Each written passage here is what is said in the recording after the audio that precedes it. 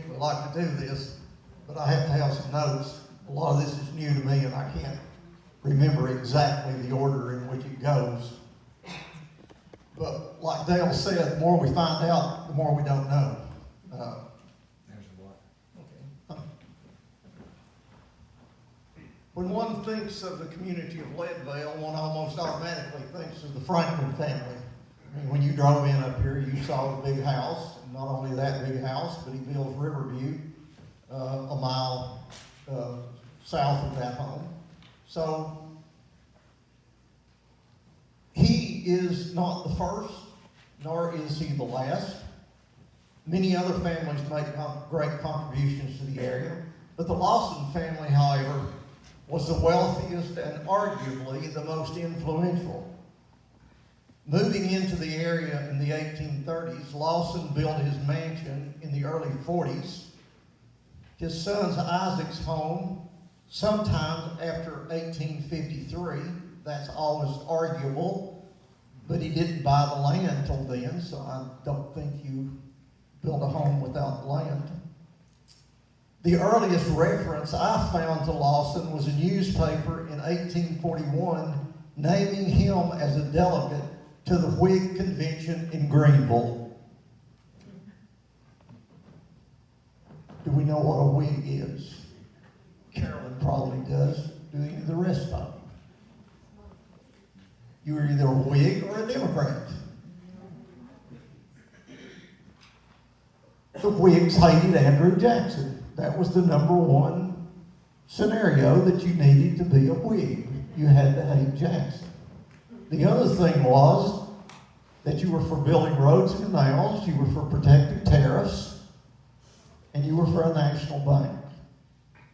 Now, I would think that if you were a big landowner, trader, that those ideas probably were something that you would be interested in. And already explorations had been made to navigate the upper reaches of the French Broad River. They'd already spent $25,000 trying to create dams just outside of Asheville. They got them built the first time they had a storm. It destroyed everything. So they didn't try that anymore.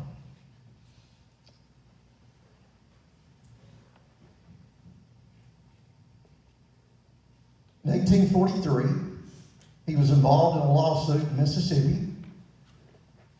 So we know he's traveling around a lot. In the census of 1860, there are listed 114 slaves as his property in Leadvale. Now, we're not talking about slavery here, but they were valued at $103,000. So later on, his home and 450 acres are going to sell for $14,000. So imagine how much $100,000 is worth.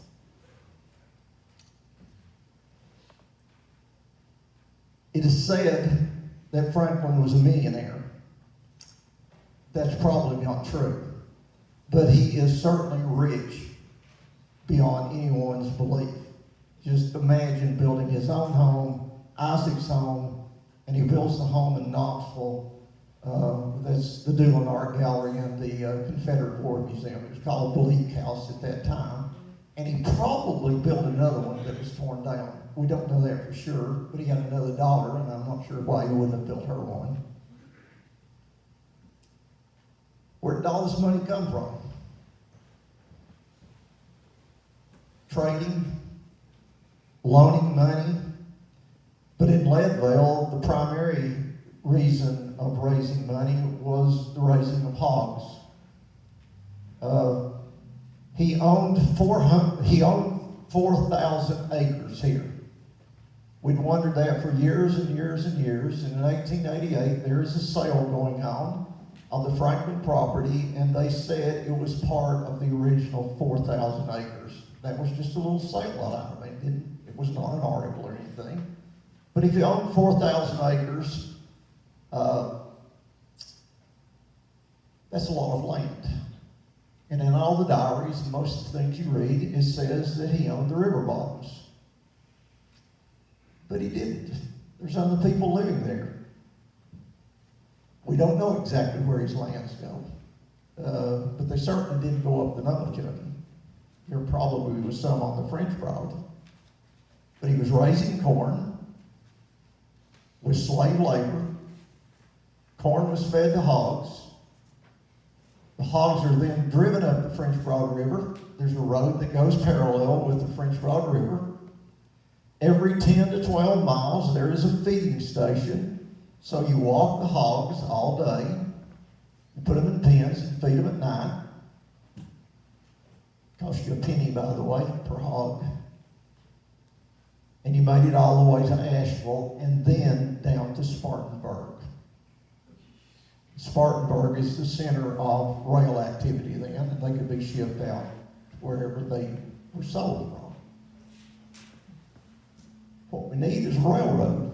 But before I go there, can you imagine being on a hog drive? If you are interested in that at all, or that tweaks your interest, Wilma Dykeman, in her book, The French Broad, has a great chapter on what it was like to drive hogs across the mountain. They also drove turkey. So I guess that would have been an adventure. In 1855, Lawson and his son Isaac were members of the board of directors for the Greenville and French Broad Railroad Company. In 1859, the state of Tennessee authorized the drawing of bonds when a roadbed was prepared from Morristown to Leadvale. Also, $132,000 was designated, not necessarily given, but designated for bridges, and Paint Rock became the new destination.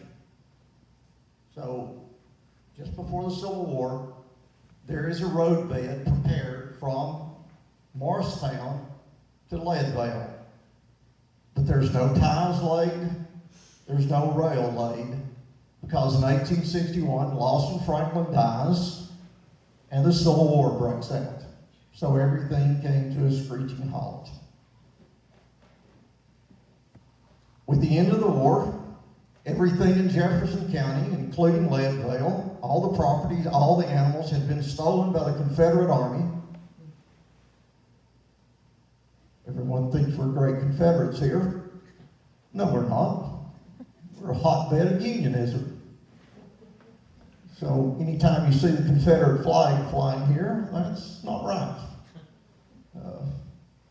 We're going to run all the Democrats out of Jefferson County when the war is over, because they fermented the revolution. And today, in 2022, if you want to run for a public office, you'd better be a Republican. With the end of the war, new personalities became leader in Leadvale. William Moore Sr. and C.E. Dunn became the most notable. C.E. Dunn was the individual we talked about in the last meeting that is murdered by William Moore in front of his house, and it became an international event and one of the biggest trials that ever taken place in Danville. So we're not going to talk about him again.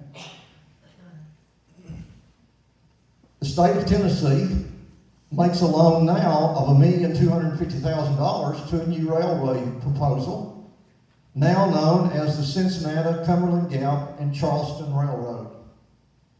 By 1868, the rail went from Morristown through Leadvale to Wolf Creek.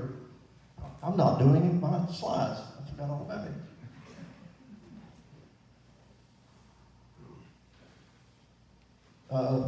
The house on the left is Isaac's home, called Riverview. Miss Berry called it Fairfax, but I like Riverview better. The one on the right is William Moore's house.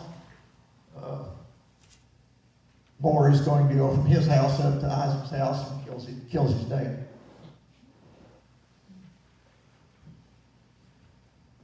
So, we've got a railroad coming from Morristown through Leadvale, no white pine. And he has to cross the river to get to Newport. Now, that is not the bridge that was at Leadvale. By the way, how many bridges have been at Leadvale?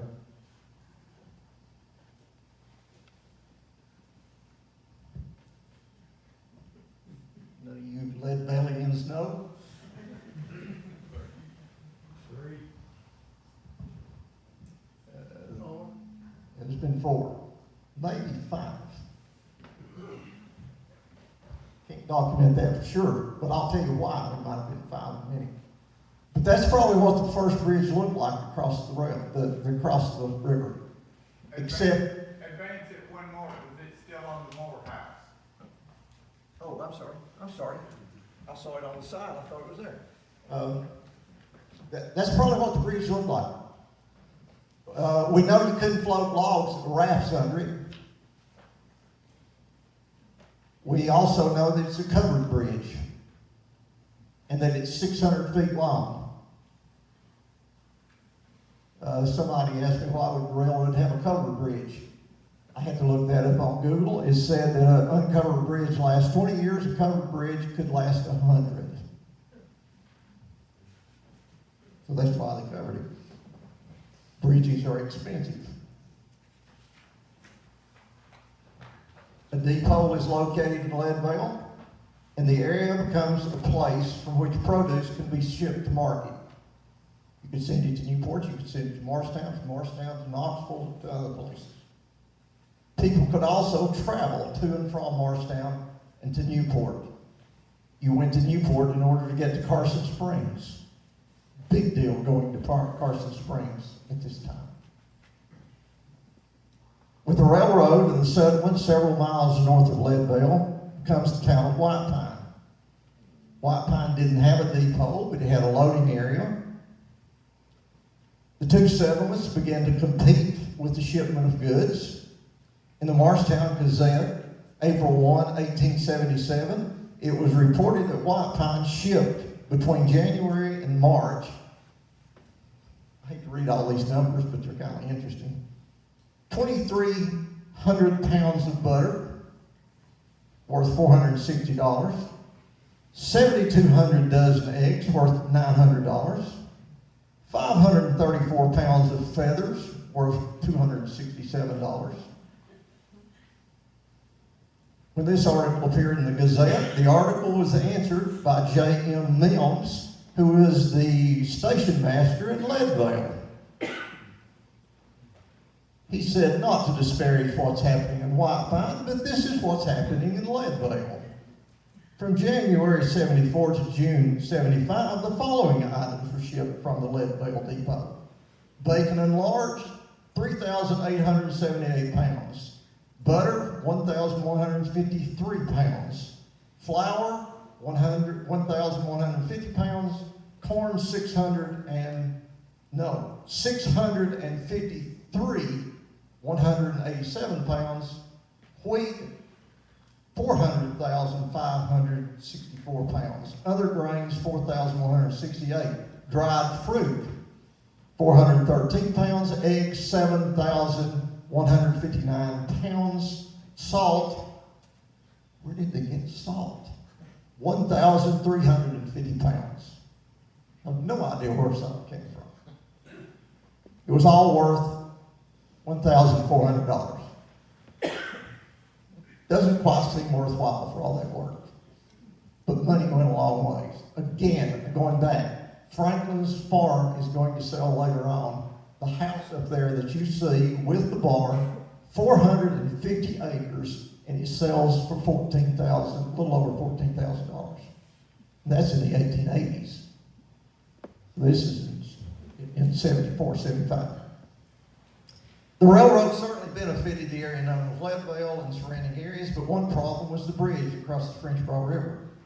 On July the 23rd, 1891, the Leadvale Bridge, 600 feet long, covered wooden structure, caught fire. Passenger train was coming across it from Newport, going to Morristown, and one of the embers came out of the train, caught the structure on fire, and it burns. The fire was so bright that it could be seen in Morristown. And the station conductor, or the train conductor, as the train goes on to Morristown, asked that a fire engine be sent to Leadvale, which it was, but it was It was gone deed by then. It was burned. So what do you do now? You have a wooden bridge that's burned. The first thing they had to do was have a temporary bridge. So they built one across the river in 4 days. And that bridge is going to operate for almost a year while a steel bridge, back up. An iron bridge is going to be built. The new bridge would consist of 4 spans of 159 feet 9 inches, totaling 640 feet. It's manufactured by the Phoenix Bridge Company of Phoenix, Pennsylvania.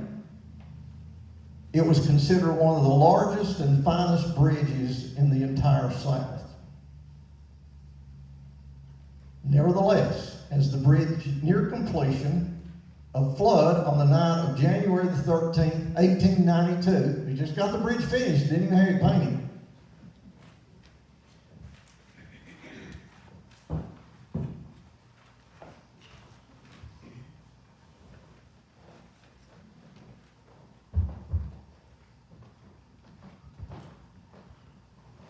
A flood hits Leadvale that rose the French Broad River by 14 feet.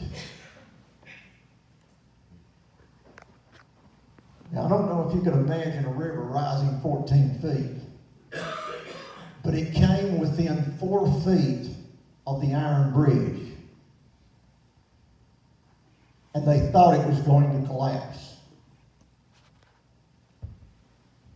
So, the train company moves a train out onto the bridge full of coal and iron. And it sat there on the bridge, quivering. And over 1,000 logs went under the bridge. And for some reason, and it doesn't say why, it said trestles had been removed. So the bridge was saved.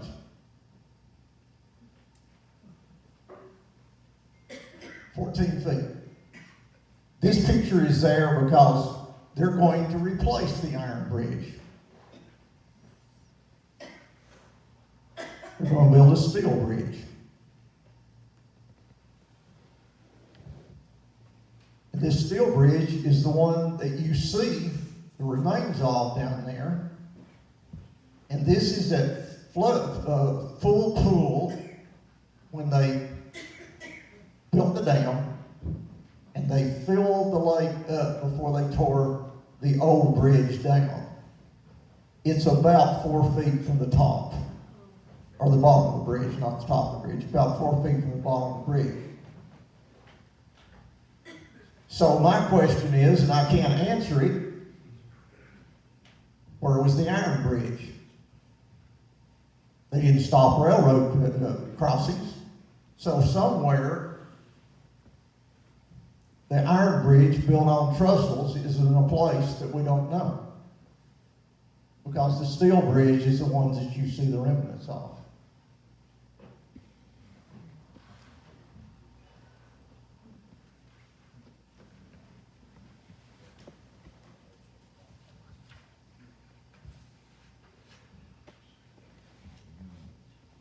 All right, the railroad was a stable factor in the development of the area. But the romantic daredevil dreamers were those that saw the French Broad as a financial challenge to the process by the prices charged for the railroad. What they want to do is use steamboats to transport goods from Leadvale to Knoxville. It was said that you could transport goods to Knoxville cheaper on a steamboat than you could take them to Morristown. So this would really be a financial benefit for the farmers if they had a steamboat line. What's the problem with steamboats? What? You probably do. What? Water level. Water levels, yes.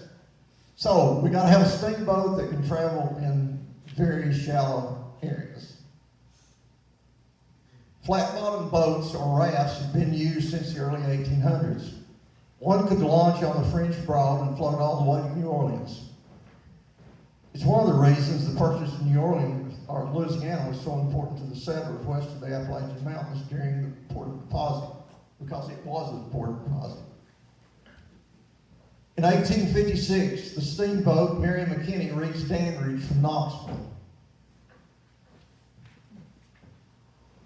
Trips could be made to Leadvale when the water was adequate, but it was never constant.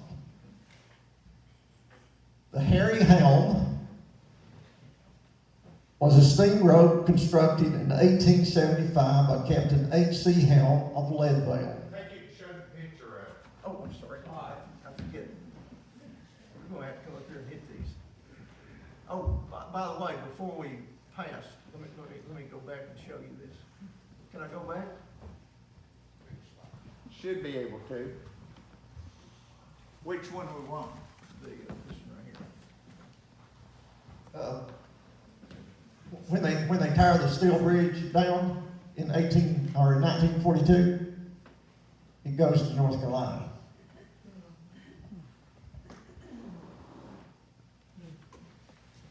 So that's Leadvale's bridge.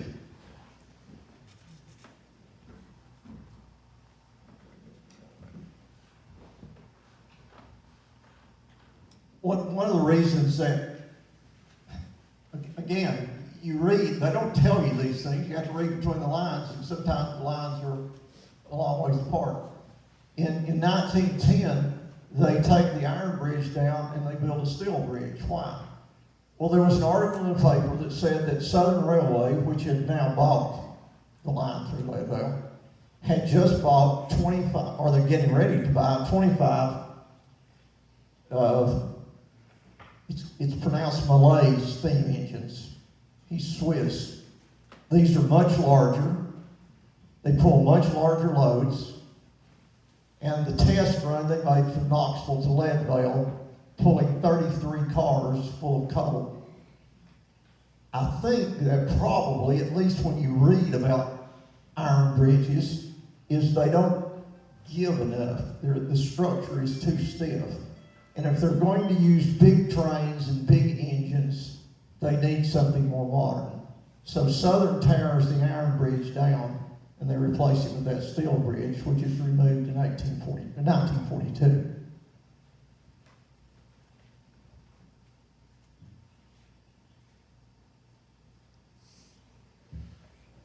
Some of the things here in Leadvale. It's always a neat picture. This is the second Leadvale depot. There was one previous to this. It had to have been much bigger than this one. This one's going to be built when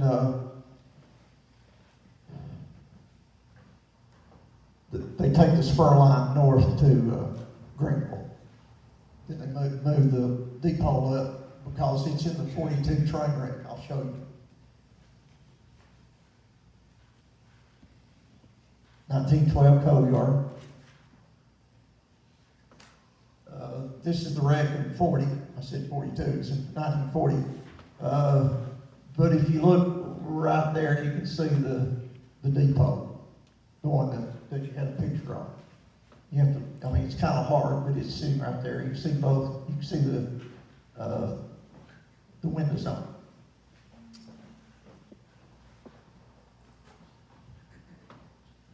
it. We think this is what the Harry Helm looked like. Well, we don't know that for certain because it's on letterhead. And it's not a picture, but somebody drew it. And whether or not they drew what it truly looked like, but it was a side wheeler. It was 100 feet long. It had a beam of 25 feet. And it drew empty about 8 inches of water. So it could make the trip from Danridge to Leadvale, and did. Very seldom, though. All it required was rain, and all of a sudden you had enough silt in the river. It required the Corps of Engineers to come out and clean it up. You could go to Dandridge to Knoxville was constant. But the steamboats did come up. They stopped at Nina. They picked up goods. They came to Leadvale and picked up goods.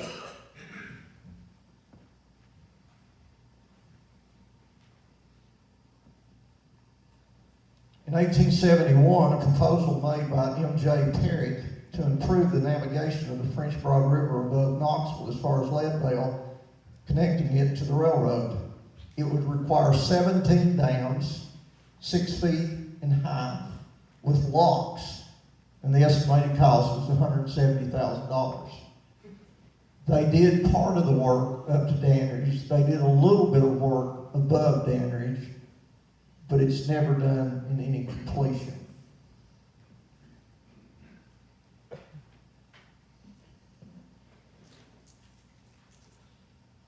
The Harry Helm cost $4,500.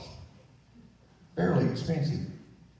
The boat was launched from Hayes Ferry on April the 1st, 1875, built by Captain H.C. Murray of Kingston. If what I found is correct, Hayes Ferry was right beside the French Broad Baptist Church, later called Swan's Ferry. But at least that's in the description, that's as close as I can get to where it was. And on the historical records of ferries, they do list the Hayes Ferry in that area. When I wrote The Crossing, I'd mentioned the Harry Helm in it, and I said that it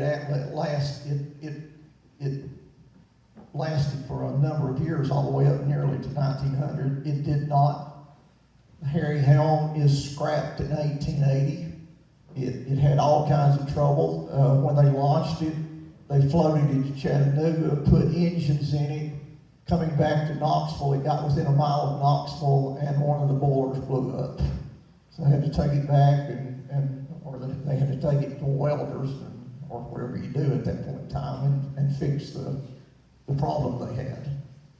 It makes it to Leadvale a couple of times. It goes up the Holston River a number of times, and there are some letters to where it makes it to that iron bridge across the Holston.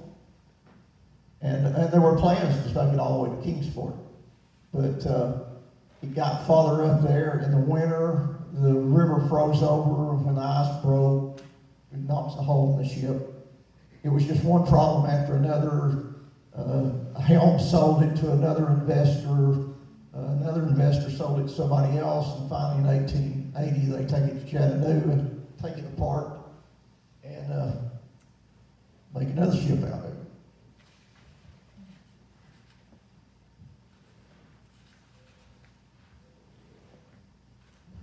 Beginning in 1880, several attempts were made to improve navigation above Dandridge, but with little results.